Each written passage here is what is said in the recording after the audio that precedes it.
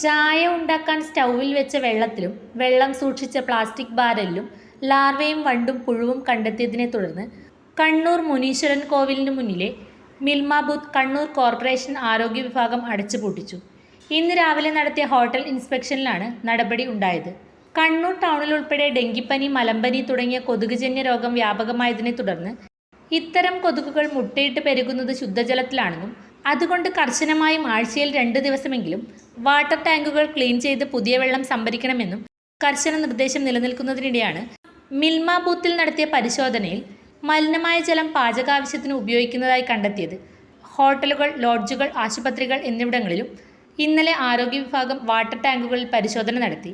ചിലയിടങ്ങളിൽ water tank clean ചെയ്യാത്ത നിലയിലും വാട്ടർ ടാങ്കുകൾ മൂടിവെക്കാത്ത നിലയിലും കണ്ടെത്തി. ഇത്തരം സ്ഥാപനത്തിന് നോട്ടീസ് നൽകിയിട്ടുണ്ട്. Senior public health inspector M Sudheer Babu, public health ഇൻസ്പെക്ടർമാരായ CR സന്തോഷ് കുമാർ, AV ജൂനാറാണി എന്നിവർ പരിശോധനയ്ക്ക് നേതൃത്വം നൽകി. വരും ദിവസങ്ങളിലും വ്യാപക പരിശോധന നടത്തുമെന്ന് ആരോഗ്യ വിഭാഗം അറിയിച്ചു.